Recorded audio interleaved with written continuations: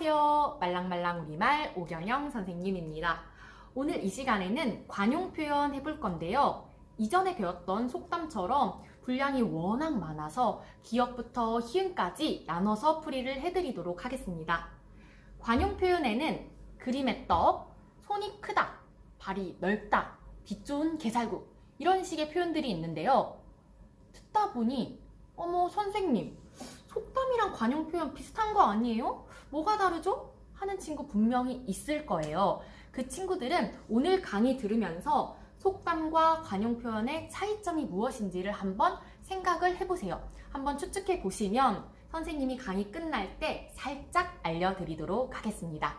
자, 바로 강의 시작해 보겠습니다. 가시가 있다. 첫 번째 표현은 가시가 있다. 가시는 뾰족뾰족해서 찌르면 피가 나죠. 약간 공격성을 뜻한다고 보시면 되겠습니다.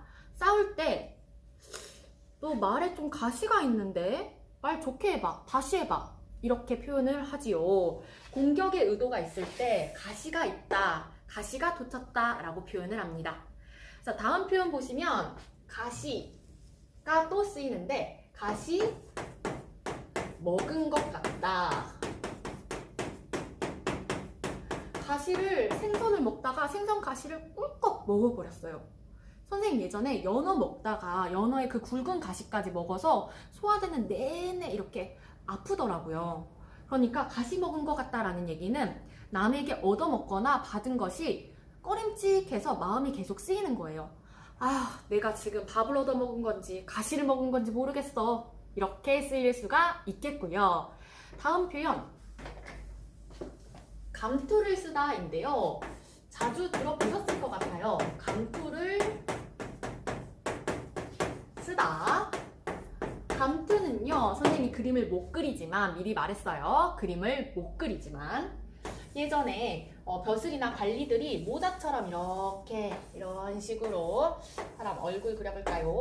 이건 모자예요. 이렇게 쓰는 거를 감투라고 하는데 자신의 신분, 지위를 나타내는 모자죠. 요즘으로 따지면 회장, 반장 이렇게 쓰인 모자 정도가 되겠는데 어떤 높은 지위에 올라갔거나 직책을 맡게 됐을 때 감투를 쓰다. 감투 썼네. 아이고 우리 누구 감투 썼네 라고 표현을 합니다.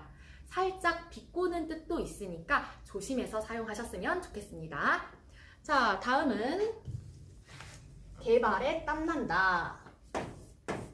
개발에, 우리 멍멍 개발에 송글송글 땀난다. 이 표현은요, 개가 발에 땀이 나는 경우는 거의 없습니다. 즉, 개는 아무리 이렇게 뛰어다녀도 발에 땀이 나지 않는 동물이에요. 그런데 얼마나 바쁘게 빠르게 계속 뛰어다녔으면 발에 땀이 날까요? 어떤 일을 부지런히, 목표를 위해서 부지런히 노력을 할 때 아, 난 정말 개발에 땀나듯 열심히 노력했어. 이번에는 정말 열심히 했어. 이런 식으로 개발에 땀나듯 이라는 표현을 씁니다. 개발에 땀나듯. 다음 표현은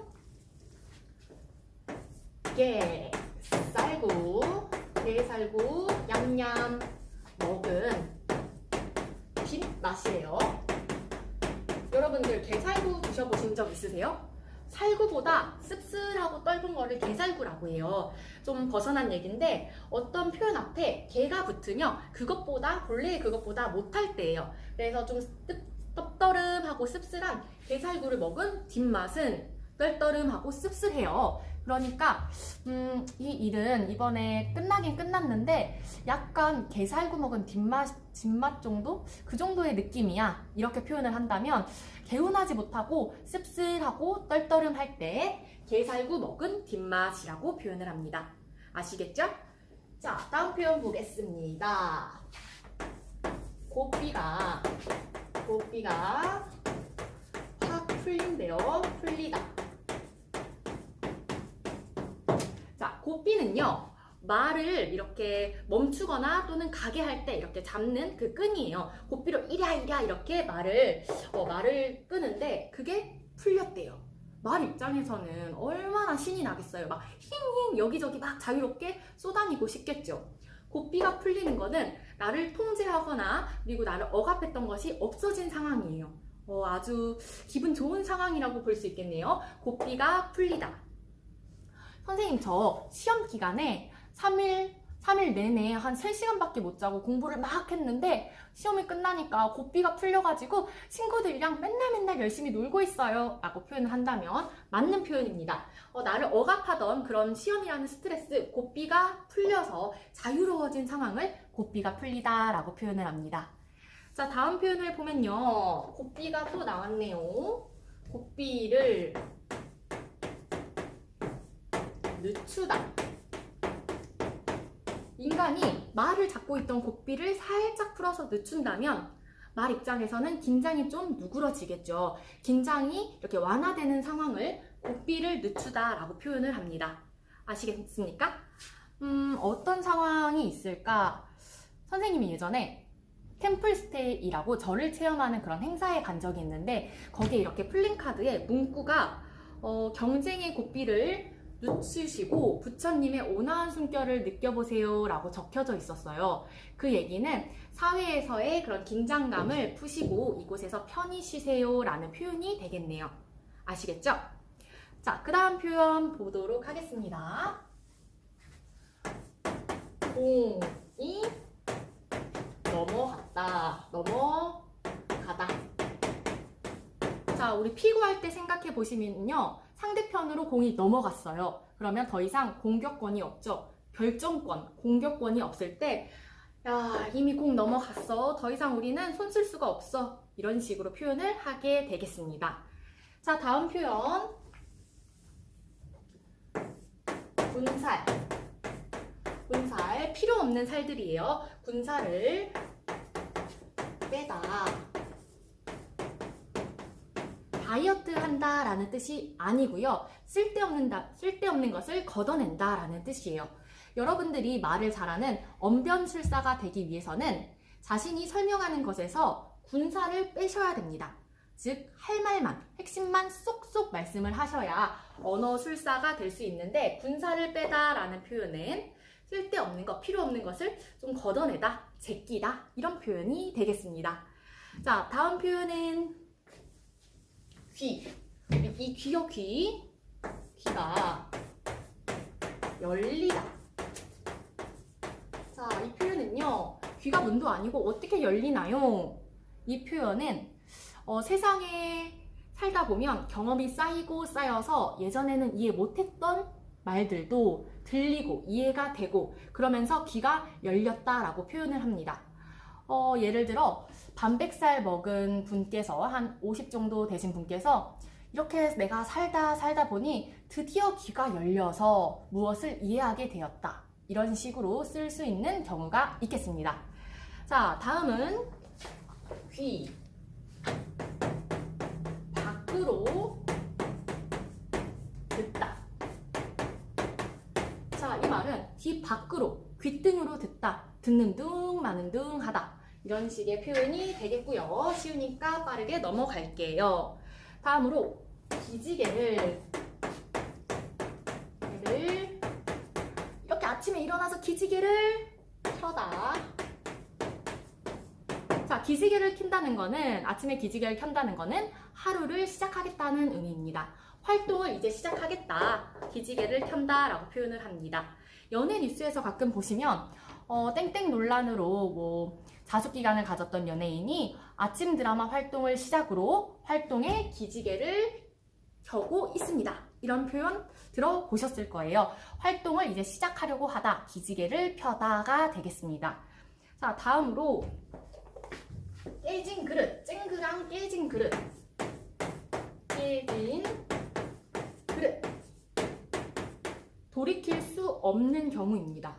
예를 들어 헤어진 연인에게 헤어져. 우린 이미 끝났어. 우리 사이는 깨진 그릇이라고! 라고 한다면 이미 돌이킬 수 없는 상황, 그런 상황을 깨진 그릇이라고 관용적으로 표현을 합니다. 자, 그 다음 깨가 쏟아지다. 시골에서 깨를 추수할 때 보면 이렇게 탁탁탁탁 털거든요. 그러면 깨알이 우수수수 재미있게 쏟아져요. 아기자기하게 깨알이 우수수수 쏟아져요.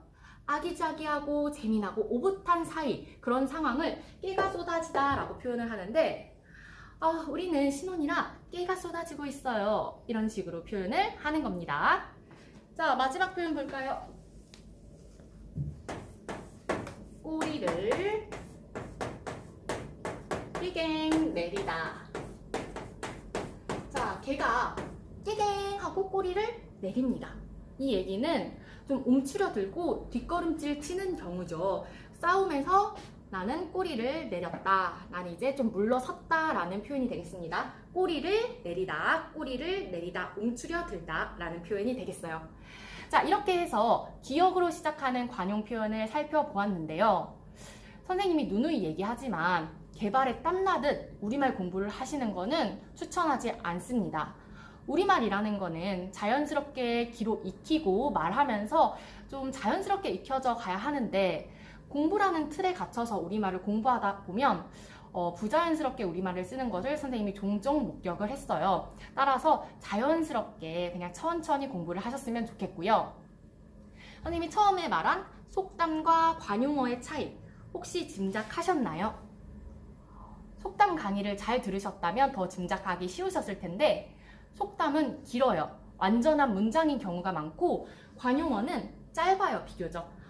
깨진 그릇, 이렇게 무엇 못하는 무엇 이렇게 짧게 끝나는 경우가 많습니다. 관용 표현은 대체적으로.